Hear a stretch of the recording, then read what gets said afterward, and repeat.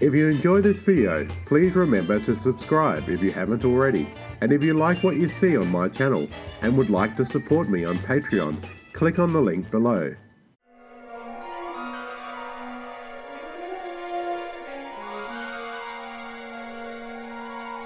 If you were born in the 70s and grew up in the 80s, you were lucky enough to grow up with great television shows that were highly imaginative and fun. At this time, science fiction was at its peak, thanks to films like Star Wars, which inspired many shows on TV, including Battlestar Galactica, which was one of those impressive-looking shows, which had Star Wars quality special effects. Before the debut of Battlestar Galactica on the small screen, they made a theatrical film version, which was then edited into a 3-part TV pilot. After the enormous success of Battlestar Galactica, the makers of the show in 1979 created the show Buck Rogers in the 25th Century, a modern take of the old Buck Rogers comic strip and serial. The basic premise of the show was about astronaut Buck Rogers in 1987, who pilots a shuttlecraft. Due to a life support malfunction, which freezes his body and keeps him alive, he wakes up in the future, 504 years later, in the year 2491. The show ran for only 2 seasons, from 1979 to 1981. The show was vastly different in scope to shows like Battlestar Galactica, and was a more light-hearted and fun swashbuckling space adventure than Galactica. Before we look at Buck Rogers in the 25th century, let's go back, way back. Buck Rogers was created in 1928 by Philip Francis Nowlan. This story was one of the first real science fiction space exploration stories. Buck Rogers was something pretty unique in science fiction, a space adventurer and a swashbuckler. Buck Rogers was credited with bringing into popular culture the concept of space exploration. Buck Rogers was adapted from the novel Armageddon into a daily comic strip, which ran in 1929 and through to 1932. It was then adapted into a radio show. People really took notice, as it was then turned into a 12-part serial starring Buster Crabbe, a 2-time American Olympic swimmer turned actor. Buck Rogers at that time was not taken seriously by adults, but the kids loved it. During the 1930s, people who heard the term science fiction would often refer to sci-fi as that Buck Rogers stuff, and immediately would think of ray guns, rocket ships, and robots. Buck Rogers would also inspire the other famous comic strip and serial, Flash Gordon, which Buster Crabbe also starred in. Science fiction owed a great debt of gratitude to Buck Rogers. The famous serial even inspired George Lucas in his ideas while creating Star Wars. Inspired by the surprising success of Star Wars, Universal began to develop Buck Rogers for television.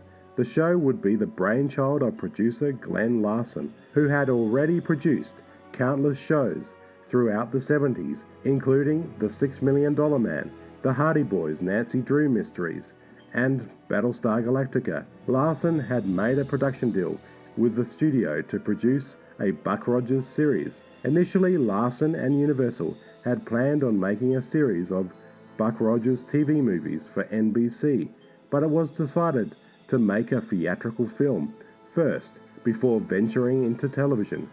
Larson had much success with his previous show, Battlestar Galactica, releasing a theatrical film version before bringing the film to the small screen. Battlestar Galactica proved very successful at the box office in 1978. The producers of Battlestar Galactica would try the same tactic with Buck Rogers in the 25th century, which was released on May the 30th. The film performed very well at the box office. The film was slightly changed and recut into a pilot episode for the small screen. The show was produced by Universal Studios and made its debut on September the 20th of 1979. The weekly series would have an overall budget of $800,000 per episode. The series would run for just 2 seasons between 1979 and 1981. To play Buck Rogers, they cast actor Gil Gerard. Gerard was discovered by Michael Landon after having a guest starring role on Little House on the Prairie. He was offered a lead role by Landon who was producing a new series called Stone. Gerard turned down the role of Buck Rogers 3 times. He thought the series would be too campy after Stone, for which he did a pilot for, failed. His agent finally convinced him to take the role of Buck Rogers, first in the feature-length film version, which was re-edited as the pilot episode for the series. Gerard was perfect for the role of astronaut Buck Rogers. Gil Gerard called his version of Buck to be more similar to James Bond or Steve Austin than the Buck in the comic strip and the serial. The futuristic Earth is depicted with humans living in an insular city, protected by an invisible shield that surrounds the entire planet, protecting it from invaders. Travel beyond the cities is very dangerous, as much of the planet is said to be a radioactive wasteland, which is inhabited by violent mutants. The main city in the series is called New Chicago, which is known as the Inner City. Buck is aided in his adventures by his sometime romantic interest and friend, Colonel Wilma Deering, who is played by the stunning Erin Gray. During the series run, a relationship between Buck and Wilma was originally hinted at, but this was never expanded upon. In the first season, Buck was usually involved every week with a different woman. Janine Clay, who played Major Marlo Landers in the first season episode titled Vegas in Space, was originally cast as Wilma for the series, after Erin Gray initially decided not to return after the pilot film, but she later changed her mind and took the role. Buck Rogers is assisted by Twiki, a small robot who was the comic relief for the show. Twiki is Buck's trusty sidekick, who would start every sentence with biddy biddy biddy biddy. Originally, Twiki was going to make just biddy biddy biddy sounds, and Dr. Theopolis was to act as his translator. The producers realized that this would be too similar to R2-D2 and C-3PO, and so it was decided that Twiki would be given a voice of his own. Twiki was played mainly by Felix Silla and voiced by Mel Blanc, who is better known for voicing hundreds of various animated shows, most notably the Looney Tunes cartoons for Warner Brothers. Dr. Theopolis, or Theo as they called him on the show, was a sentient computer who was a member of Earth's Computer Council and a great scientific leader. He was carried around Twiki's neck every episode. Theo was voiced by actor Eric Server. Tim O'Connor during the first season played Dr. Elias Hewer, the head of the Defense Directorate. He would usually give Buck and Wilma their mission and orders. The series villains who appear off and on during the first season run with Princess Ardala of the planet Draconia was played by actress Pamela Hensley. Her main goal was mainly to conquer Earth while trying to make Buck her consort. She was aided by henchman Kane, played in the pilot film by Henry Silver and in the series by Michael Ansara. Kane, or Killer Kane as he was known, was featured in the 1939 serial. He was actually the chief villain. The main prologue for the show was voiced by William Conrad, a veteran actor who did many voiceovers. I specifically remember him doing the voiceover for the making of Star Wars. For the pilot, Awakening, several scenes were edited out of the theatrical film to remove the more adult dialogue in the film and make it more kid-friendly. One scene that was cut out of the pilot was where Buck kills henchman Tiger Man. The producers wanted his character to return in later episodes. There also were new and extended scenes added to the TV version. Overall edits to the TV version were mostly minor changes. In its run, Buck Rogers in the 25th century featured a vast amount of major guest stars, including Jamie Lee Curtis, Gary Coleman, Sam Jaffa, Vera Miles, Peter Graves. The double episode, Planet of the Slave Girls, was one of the most memorable 2 episodes of the series, guest starring Roddy McDowall, Jack Palance, and Buster Crabbe, who played the original Buck Rogers in the 1930s serial, makes a legendary appearance. Incidentally, his character, Brigadier Gordon, is a definite nod to Buster Crabbe's work on the other legendary serial, Flash Gordon. Several actors who had played villains in the 1960s Batman television series also guest starred, including Cesar Romero, Frank Gorson, and Julie Newmar. Many of the props, effect shots, and costumes used in the show were mainly recycled from Battlestar Galactica, which was still in production at the time the pilot for Buck Rogers was being filmed. Legendary concept artist Ralph McQuarrie, known for his work on Star Wars and Battlestar Galactica, came up with most of the original designs for the movie and the series. The original design of the Colonial Viper in Battlestar Galactica was scrapped and used in Buck Rogers in the 25th century as Buck's ship.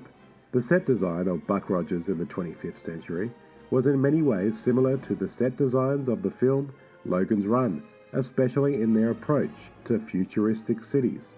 The epic opening title sequence for the series also included stock footage from the Apollo 4 and Apollo 6 launches. Buck's space shuttle is called Ranger 3. In real life, Ranger 3 was a 1962 lunar probe which missed the moon and was lost in space. Although the show was reasonably popular with viewers, the first season failed to receive critical acclaim. Critics were mainly mixed. However, journalist Clive James stated that the series was the best comic strip science fiction on TV. The hardware looks good, and Wilma Deering looks simply sensational, like Wonder Woman, with brains. Actor Gil Gerard was the most vocal critic of the series. He pushed for more serious storytelling and often clashed with the producers and NBC over the show's tone and handling. He even said he had hoped the series would not be picked up for a second season because he had no wish to go through another season like the first one. Regardless of his misgivings, the show quickly garnered a devoted fan base, especially from teenage girls who on occasion tried entering the studio grounds to meet Gil Gerard. Even Felix Silla had a few devoted female fans try to come into the studio to see him on set. Some tried to sneak into the building where filming was taking place. Buck's skin-tight jumpsuit plagued costume designer Al Lehman when producer Lansbury asked if wardrobe could make Gerard slimmer. The costumer would nickname Gerard the White Polished Sausage. Merchandising was a big part of the show. 2 novels were published by Dell Publishing based on this series. Gold Key Comics published 14 issues of a Buck Rogers in the 25th Century comic book based upon the show, including 2 sets of action figures produced by Mego, including a 12-inch line and a series of scaled spaceships. Topps trading cards for the show were very popular. Production of the second season was delayed due to an actors' strike. The main premise of the series was changed to make it more like Star Trek and Battlestar Galactica. The second was based aboard a deep space vessel by the name of the Searcher. Production resumed in the fall of 1980. Glenn Larson left the show and a new producer, John Mantley, was hired. He had primarily worked on television westerns. After Larson's departure, the quality of the show's stories dropped. Season 1 regulars Wilma Deering and Twiggy would return. The character of Wilma was made more feminine, as the producers wanted to tone down the cold militaristic image. Another change during the second season was the sound of Twiggy's voice, which sounded kind of awful. We've compiled a list of ship's doors as you requested. Bob Ellier would supply the voice after Mel Blanc left the series after the end of the first season. Mel Blanc would return for the final 6 episodes of the season. Twiggy was the most popular character in the series. Many of the regular characters of the first season, including Dr. Hewer, Dr. Theopolis, Princess Adala, and Kane, were taken out of the show. In Season 2, we had new characters, including Admiral Ephraim Asimov, played by Jay Garner, who is commander of the Searcher, and apparently a descendant of the famous science fiction author Isaac Asimov. Veteran character actor Wilfred Hyde White played Dr. Goodfellow, an elderly scientist with an insatiable curiosity. Crichton was voiced by Jeff David, an annoying robot built by Goodfellow. Another new character to boost the series ratings was the entry of alien character Hawk, played by Tom Christopher, who represents the last of the nearly extinct bird people. Hawk makes his very first appearance in the very first episode of Season 2, titled Time of the Hawk. Hawk also had the coolest ship, which was even more awesome than Buck Rogers' ship. This new character of Hawk would be the added bonus the series needed in Season 2, and seemed to be a vast improvement to the show. Unfortunately, this didn't improve the overly badly rated season.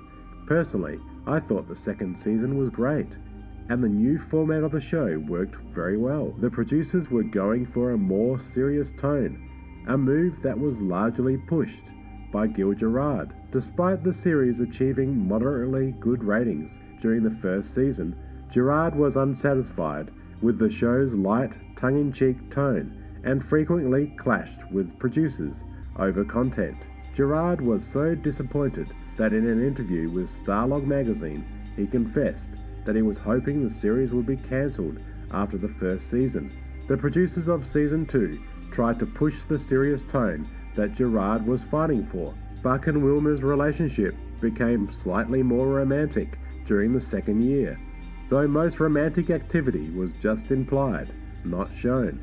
Season 2 at times had its parallels to Larson's previous television series, Battlestar Galactica, delving more into mythology, especially with Hawk's people and their origin. Season 2 also replaced William Conrad as the opening narrator to Hank Sims, whose voice is good but doesn't have the impact that William Conrad's voice had during the opening prologue and credits. Sims is known for his announcing work on many of the programs produced by Quinn Martin Productions. Sadly, NBC cancelled the series at the end of the 11th episode. No finale storyline was produced, with the final episode being a normal standalone episode. They tried their very best to make a decent finale. Buck's ratings were not bad, but weren't great either. That's really the nature of the beast when it comes to television. Some of the most promising shows get cancelled. Do the studios really know what the audience wants? I would say absolutely no. We also shouldn't fail to mention the music, which was a big part of the show, which was composed by Stu Phillips. Composer Stu Phillips was mostly known for providing the score for shows including Battlestar Galactica, which I think is by far his best work. Buck Rogers in the 25th century now seems a little dated, and my interest now seems mostly nostalgic when watching the show. All that aside, I really enjoy watching this show. It's by far nowhere near as epic as Battlestar Galactica, but still it has a major charm about it. Gil Gerard is a great leading actor and is very likeable as Buck Rogers and carries himself well in each episode, even in the cheesiest of moments, and has a great chemistry with the actors, especially Erin Gray. Tweaky, of course, adds a little charm and fun to the show, but at times can come across rather goofy and cringeworthy, destroying any chance of the show of ever being taken seriously. The original opening of the show, with all the gorgeous women draping themselves all over Buck, puts the cheese factor to 11. I think they were going for a James Bond style opener, and the song is downright awful. Erin Gray even appears in the opener and apparently said this scene was hell to shoot due to the hot lights she had to sit on. In reference to the beautiful women on Buck Rogers, the show did include a multitude of gorgeous women in scantily clad outfits. To watch this as an 8-year-old certainly taught me to grow up quickly.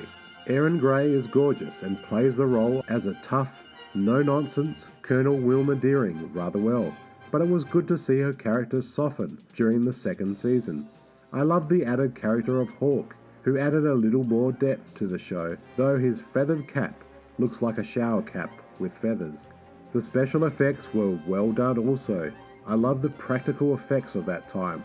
I love the space battles in Buck Rogers, and the fight scenes were great also. The show was sheer fun and entertainment. There were many standout episodes, though there was a fair share of downright awful and laughable episodes. Regardless, Buck Rogers in the 25th century is a lot of fun, and I look back on it with fond memories. Thanks for watching, and remember to please subscribe if you haven't already.